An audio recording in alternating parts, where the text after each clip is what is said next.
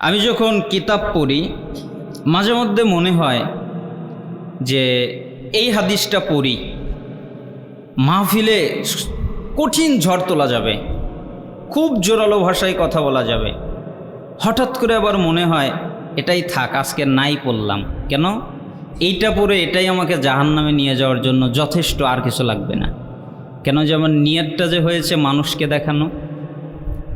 যেই ইলেম দ্বারা আল্লাহকে সন্তুষ্ট করা যায়, যেই ইলেম দ্বারা আল্লাহকে খুশি করা যায়, যেই ইলেম দ্বারা জাহান্নাম থেকে বাঁচা যায়, এই জ্ঞান ইলম কথা যদি মানুষকে দেখাবার জন্যে এক চুল পরিমাণ কেউ করে, তাহলে তার ঠিকানা জাহান্নাম।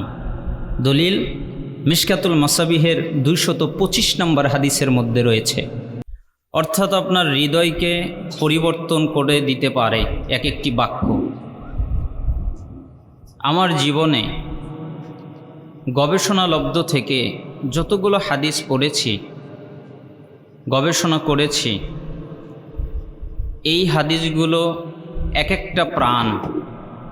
আপনি যদি একটা হাদিস অনুযায়ী নিজের জীবনকে পরিচালনা করতে পারেন, তাহলে আপনি নাজাত পেয়ে যাবেন, আশা করা যায়।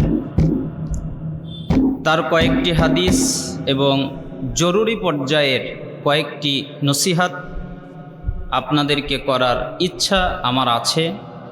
আল্লাহ তাআলা যেন আমাকে তৌফিক দান করেন এবং আপনাদেরকে বসে সুন্দরভাবে শুনে আমল করার তৌফিক দান করেন। আগে আপনাদের নিয়তটা ঠিক করা যাক।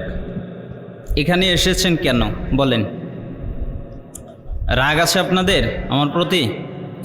আমি কিন্তু কাউকে আক্রমণ করি না। আপনি কি করছেন না করছেন এটা আমার দেখার বিষয় নেই। রাসূল সাল্লাল্লাহু আলাইহি ওয়াসাল্লামকে আসলে আমার আদব শিখতে অনেক সময় গেছে। প্রাথমিক পর্যায়ে অনেক কথাবার্তা বলেছি, অনেক মানুষকে আঘাত দিয়েছি, অনেক জোরালো কণ্ঠে অনেক বক্তব্য নেটে ভেসে বেড়াচ্ছে। তখন অত বুঝতে পারিনি যে আদবের মূল্য কী। এই জন্য আমি ব্যক্তিগতভাবে কাউকে রাগাই না, ব্যক্তিগতভাবে কাউকে কষ্ট দেই না।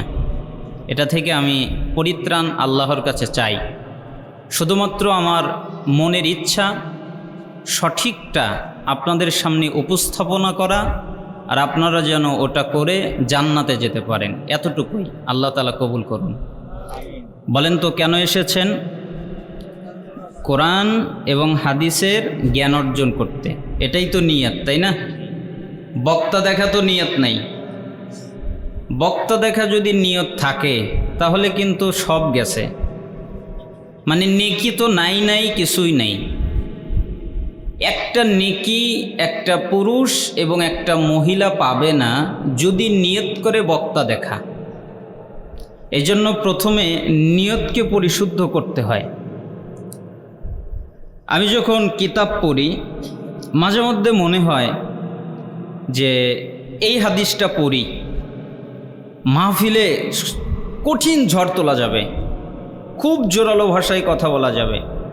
হঠাৎ করে আবার মনে হয় এটাই থাক, আজকে নাই পড়লাম, কেন এইটা পড়ে এটাই আমাকে জাহান্নামে নিয়ে যাওয়ার জন্য যথেষ্ট, আর কিছু লাগবে না। কেন যে আমার নিয়তটা যে হয়েছে মানুষকে দেখানো।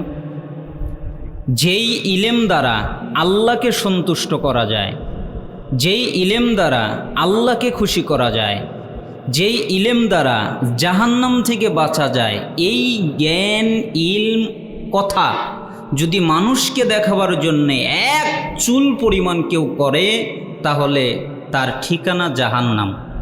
দলিল মিশকাতুল মাসাবিহের 225 নম্বর হাদিসের মধ্যে রয়েছে। তাহলে আপনারা জ্ঞান অর্জন করতে এসেছেন।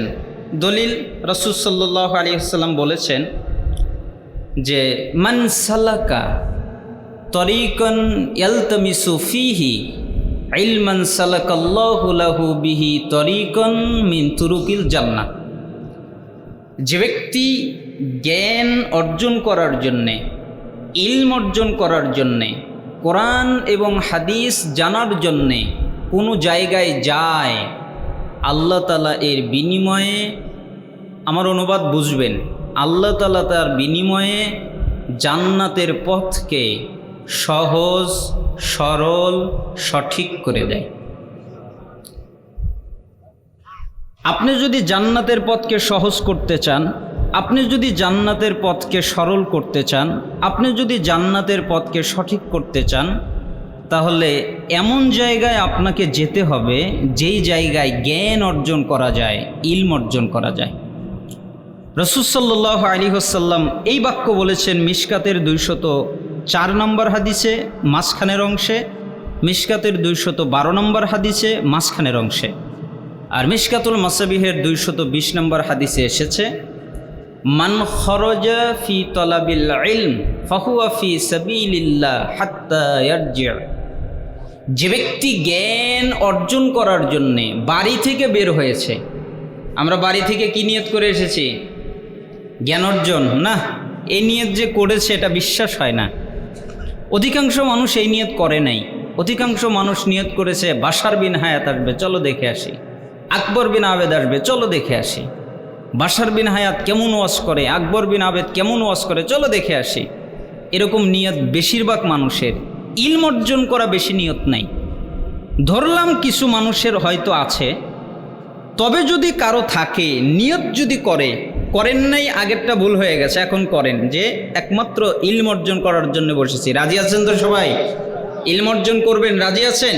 থাকবেন আমার সাথে? যে ব্যক্তি জ্ঞান অর্জন করার জন্যে, ইলম অর্জন করার জন্যে বাড়ি থেকে বের হয়, সে যতক্ষণ পর্যন্ত বাড়িতে ফিরে না যায় ততক্ষণ আল্লাহ তার আমল নামায় জিহাদ করার নেকি দান করেন। বলেন তো কিসের নেকি? জিহাদ, যুদ্ধ। আল্লাহর পথে আবু বকর রাদিয়াল্লাহু আনহু যুদ্ধ করেছেন, ওমর রাদিয়াল্লাহু আনহু যুদ্ধ করেছেন, উসমান রাদিয়াল্লাহু আনহু যুদ্ধ করেছেন, আলী রাদিয়াল্লাহু আনহু যুদ্ধ করেছেন। এই জন্য একটা হাদিসের মধ্যে এসেছে, রাসূল সাল্লাল্লাহু আলাইহি ওয়াসাল্লাম বলেছেন, তোমাদের সামনে একটা যুগ আসবে, ওই যুগ হলো ধৈর্যের যুগ। সবসময় কোরআন এবং হাদিসের জানালা দিয়ে আপনি দেখবেন, তাহলে আপনি দেখতে পারবেন যে সমাজ শুধু খারাপ খারাপ খারাপ খারাপের দিকে যাচ্ছে। কে বলেছে? রাসূল সাল্লাল্লাহু আলাইহি ওয়াসাল্লাম বলেছেন, কিয়ামত পর্যন্ত যদি ঠেকানোর চেষ্টা করেন সমাজ ঘুরে দাঁড়াবে না, খারাপই হতে থাকবে। এটা রাসূল সাল্লাল্লাহু আলাইহি ওয়াসাল্লামের ভবিষ্যৎবাণী। দিন যতদিন সামনের দিকে যাবে তত মানুষ খারাপ হতে থাকবে। এজন্য রাসূল সাল্লাল্লাহু আলাইহি ওয়াসাল্লাম বললেন, কেউ যদি শেষ সময়ে আমার একটা সুন্নাতের উপরে অটল থাকে, কায়েম থাকে, ইস্তেকামাত থাকে, তাহলে তোমরা 50 জন সাহাবী জিহাদ করে, যুদ্ধ করে যে নেকি পেয়েছো, আমার ওই উম্মত সুন্নাতের উপরে অটল থাকার কারণে একাই 50 জনের সওয়াব পাবে। সাহাবীরা জিজ্ঞেস করলেন, ইয়া রাসূলুল্লাহ, তাদের 50 জন তাই না? তখন রাসূল সাল্লাল্লাহু আলাইহি ওয়াসাল্লাম বললেন, না, তাদের 50 জন নয়, তোমাদের 50 জনের সওয়াব। আল্লাহ রাসূল, তাদের 50 জন তাই না? না, তাদের 50 জন নয়, তোমাদের 50 জনের সওয়াব। তোমরা 50 জন জিহাদ করে, যুদ্ধ করে যেই নেকি পাবে, তারা একাই ওই নেকি পাবে। তারা আমাকে দেখে নাই, অথচ আমার সুন্নাতের উপরে অটল থাকে। এই জন্য এই হাদিস দিয়ে সালাফরা বলেছেন যে কেউ যদি জ্ঞান অর্জন করার জন্য বাড়ি থেকে বের হয়, তাহলে আশা করা যায় সাহাবীদের মতো জিহাদ করার নেকি আল্লাহ তাকে দান করবে। সৈয়দ তারগিব ও তারহিব 86 নম্বর হাদিস। যে ব্যক্তি জ্ঞান অর্জন করার জন্য মসজিদে যায়, মজলিসে যায়, একটা পরিপূর্ণ হজ করলে, ওই হজ কবুল হলে আল্লাহ তাআলা যেই নেকি দান করেন ঠিক একই নেকি তাকে দান করেন। তাহলে জ্ঞান অর্জন করা ক্ষতি নাকি লাভ? লাভ না, অনেক দিক থেকে লাভ। আল্লাহ সুবহানাহু ওয়া তাআলা আমাদেরকে জ্ঞান অর্জন করার তৌফিক দান করুন।